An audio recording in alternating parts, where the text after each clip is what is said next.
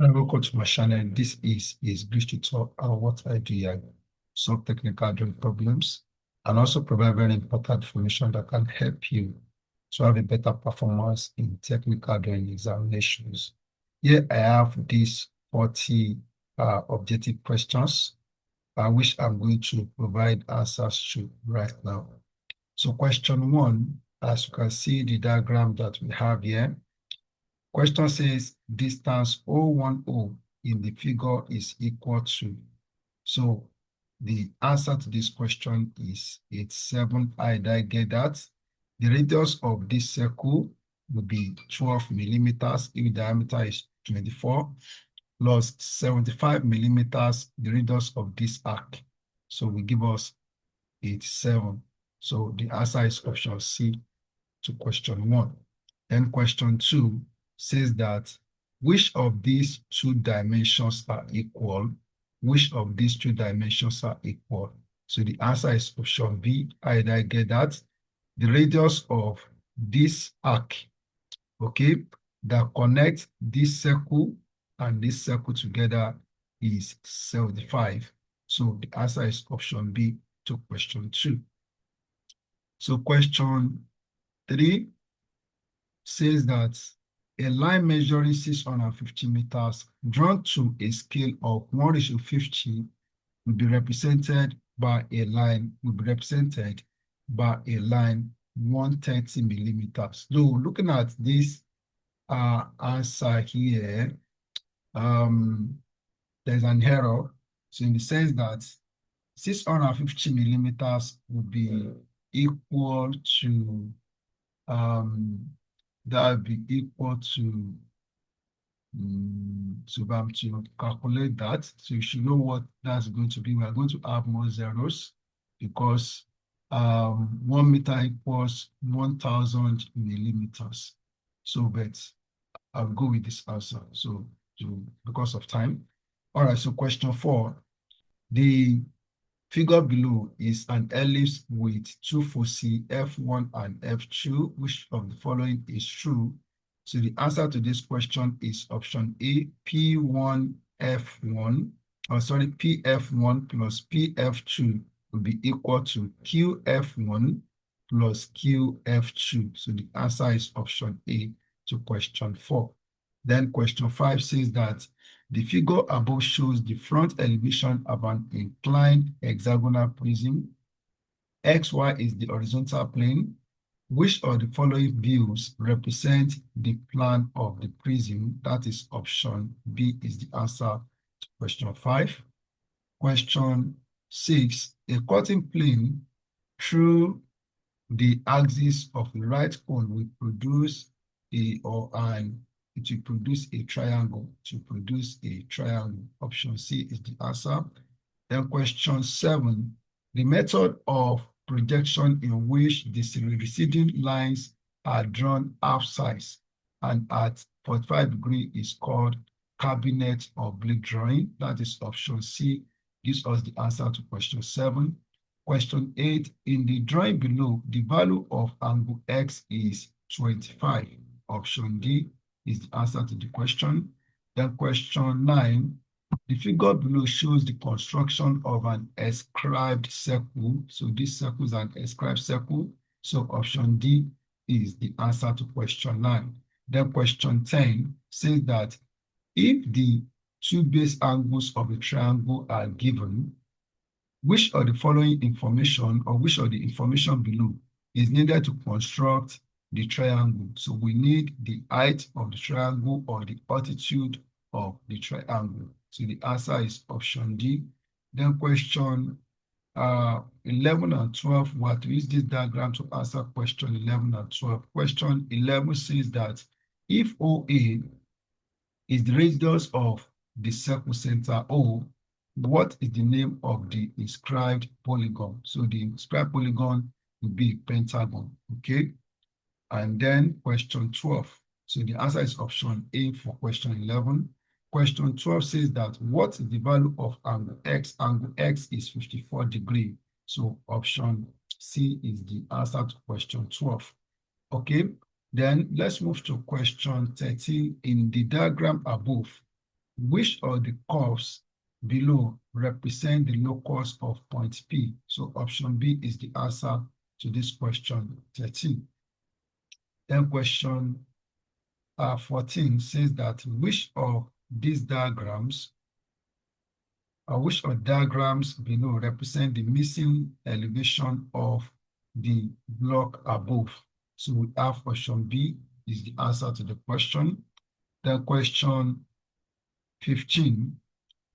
In the diagram below, if PQ is a string wrapped around a cylinder of center O and Q is kept taut, so what curve will trace out or will be traced out by the end and Q if it's onwards? Okay, so the answer is evolute. Option C is the answer to question 15. Then question 16, the main purpose of the construction above is to draw or locate the tangent to the circle whose center is given. So option B is, option D is the answer to question 16. Then question 17, the two measurements EF and GR in the diagonal scale below is option B, so 2.2 centimeters and 2.1 centimeters. Then question 18, the construction below is used to determine. So for this question, I have not come across this before, so I'm not going to take any answer here. So I try to search for what the answer should be, but I couldn't get, I've not seen it before. Okay, so, but it may be either of these two, okay, either option C, option D. Then question 19, in the construction below, the area of square FGHJ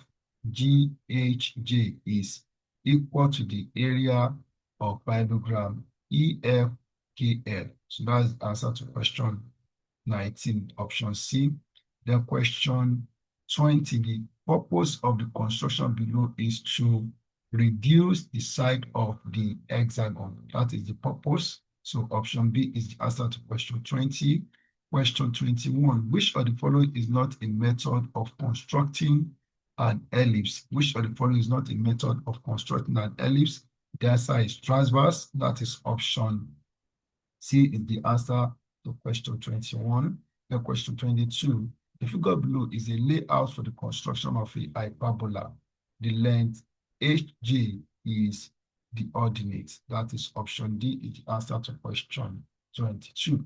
Then question 23, so the figure below shows development of an helix, that is, or a helix, that is option C is the answer to question 23. The question 24, which of the following statement is not true of first angle projection? So the answer is option B is the answer. The plan is above the front elevation. So that's not correct.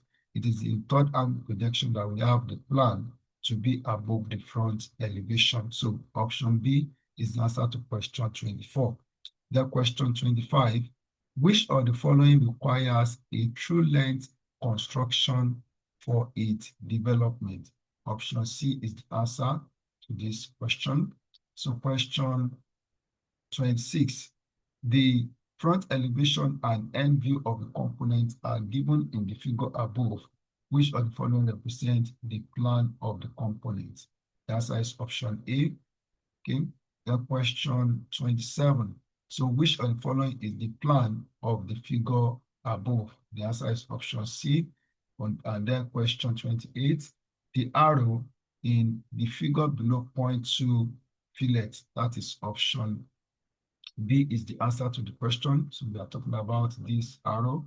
Then question 29, the ratio of angle X to Y in the figure below is 1:2. So this angle is 120 and this angle will be 60. So here, this angle also inside this polygon at this point is 120. And if that is 120, this angle will be 60 because sum of angles on a straight line is 180 degree. So 60 ratio 120 will give us 1:2, as you know from mathematics. Then question 30 says that the diagram below shows the dash hole, so that the hole is what? The hole is tapped. So this is a tapped hole. So option C is the answer to question 30. So we have answered question 130 on general geometrical drawing. So now let's go for the 10 questions on building drawing. So let's go for that. So question 31 here says that we are using this diagram to answer question 31 and 32. So 31 says that the portion labeled G is the soffit board. That is option A. Then question 32 says that the portion labeled K is the joist plate, but supposing we have tie beam here, so I will have chosen tie beam, okay? But I'll go with joist plate. Then question 33 says that the electrical symbol shown below represents an ohmmeter. To represent an ohmmeter, that is option B. Then question 34, in the stairs shown below, in the portion labeled P is the going. So it is the going. So that is option C. Okay. Then question 35 and 36, we are using this diagram to answer the two questions. So question 35 says that the portion labeled P is the nowhere. So this is part of a stair. So the answer is option B. And question 36, the portion labeled S is the ground level. So option B is also the answer to that question. Then question 37 says that diagram below shows which type of roof, hip roof. That's option B also. Then question 38, the electrical symbol shown below is main socket outlet, option B. Then question 39, so the part labeled T is scratch, that is option D is the answer. Then question 40, so the part labeled S is a wall, that is option C is the answer to that question. Okay, so we have answered question 31 to 40 on building drawing. So those are the 40 questions that I have here. All you have to do is to practice. Thank you and God bless you.